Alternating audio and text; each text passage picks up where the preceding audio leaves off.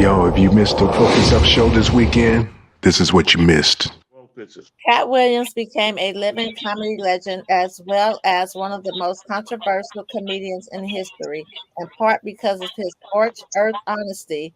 But he outdid himself on the newest episode of Shannon Sharp's Club Shay Shay podcast, which dropped Wednesday. Yeah. Let me say this, man. Katt Williams and Shannon Sharp broke the internet. I think they had 20 million views. And one goddamn 22 million views. I mean, I have great respect for people who speak candidly.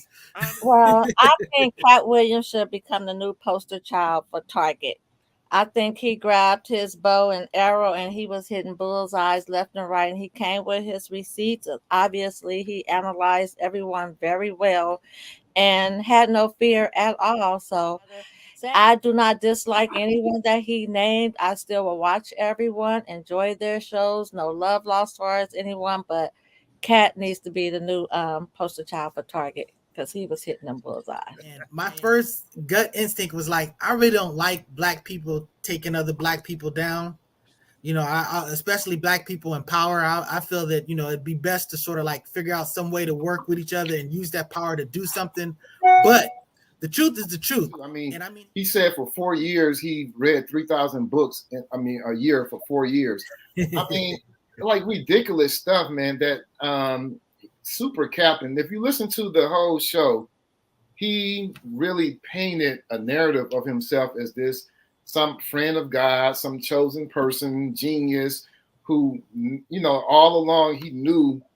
He never made any mistakes, really. He saw the mistakes of others. He knew from the very beginning. He was, I mean, it's all about, I mean, and he said, I thought were good, but those things didn't get highlighted and they don't explain. I mean, the only reason we're having this discussion, I think, is worthy of discussion. I didn't hear anything impressive from him, is because it did get 22 million views, and I don't think it was because of his bravery. It was because he was a patty chatty. He was gossiping, and he was all in his emotions, and that's what blew up Wendy Williams. That's what blew up the Breakfast Club. But it's interesting when Monique did it. Oh, she's messy. She's a girly. But when on the gender, when the male does it, oh, he's expose on Hollywood. He's telling the truth. On the record, that brother is not deep, man. He's a comedian, very skilled comedian, very skilled entertainer, but I'm not impressed. You know, the take I took from this in regards to Katt was that why did he touch a nerve? And I believe the reason why he touched a nerve was because, you know, there was definitely aspects of truth that was being dropped. But, you know, what Katt did is that, you know, we had to be down. We can't be down with falsehood today. You know what I mean? And the brother did bring about, you know, a lot of truth that people acknowledge. You know, people from larger platforms for the longest have been stealing content from others. You know, Drake comes to mind. You know what I mean? But what I appreciate that Katt said and the way he described himself was being pro-black, non-racist. So, I thought it was definitely a good interview. You know, and it's something that, you know, that definitely got a lot of attention. But I also agree with Brother Omar is that anytime you're dealing with, you know, the Hollywood type of gossip or whatnot, I call it Hollywood, you know, then it's obviously going to get a lot of, you know, feedback, you know, from our community for sure. Name dropping always helps.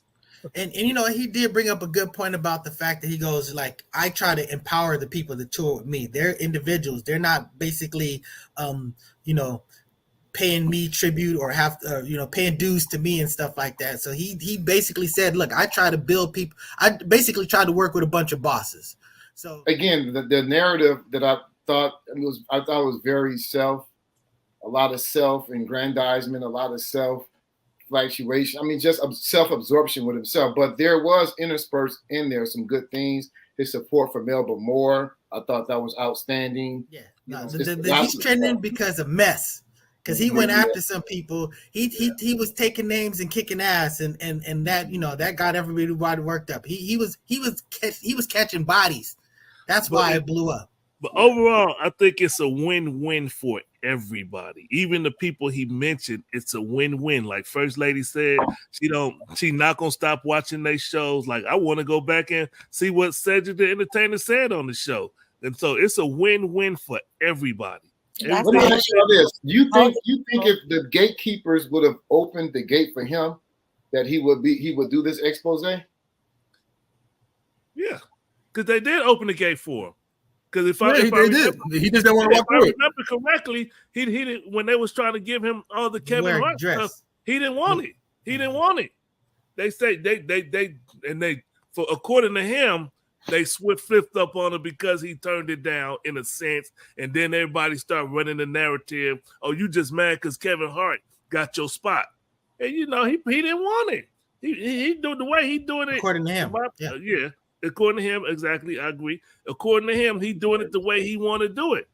And that to me, that's commendable. And I can look at him, he's still doing good. He's not no broke comedian who's on the street and wishing he had something. He doing it his way, right, and he's successful at it. That's to be commended and respected without the gatekeeper. Go ahead, First Lady. I just have a question. Do either of you, other than Ricky Smiley came out, and we know Ice Cube, do any of you expect for the rest of the folks to come out and respond to him? Oh, they're going to be on that show. They're going to be lining up for that show. Even the white boy Gary Owen, the comedian, came out and collaborated. You know, a lot of what Katt had said and how they got at him. You know what I mean? He just basically turned down that whole Hollywood situation. You know what I mean? So they're going to come out and either collaborate or just say it was wrong. But mostly people are saying and agreeing with him, you know, that, okay, hey, you know, you definitely was exposing some truth. All right, go ahead. Hold on, First Lady, go ahead. What you I was just going to say, like how you said you were going to go back and watch Cedric the Entertainer and stuff. Based on what we saw on the social media platforms, after watching Katt Williams, it caused a lot of people to grab their little bags and go shopping to look for receipts and see that he's right about what he said or if he's wrong. And that's pretty much what's going to keep happening. People are going to try and see. Exactly. So when somebody comes back to try and clap back at him, they be like, no. And if you guys look at the Ricky Smiley show, when he posts his interview, he didn't have all the viewers on his team. They was like, no, Unc, you have to, you know, give it to him. Katt got you on that. Yeah, I was going to say Katt Williams is the greatest comedian, second to Dave Chappelle. That's what I was going to say. What do you think about the Gaza Strip analogy? That was interesting. He said he going to blow everything up and continue to blow it up and continue to lay everything to rubble. He did that. That was a dangerous analogy. I mean, you sort of align yourself with a side that a lot of people are not very comfortable aligning with. Yeah. But I mean, the analogy was dead on. He's saying what he's saying. So he followed up by saying that that's what you do to terrorists. It kind of gave like an implicit condoning. I missed that. I know, like big. Right. I mean, we big on analogy. You know, go up like the World Trade. You know, but I just felt a little. You're right on that one. That's what I was saying. To me, I felt it was a little bit of a. I thought it was a bit of a shocker to take. But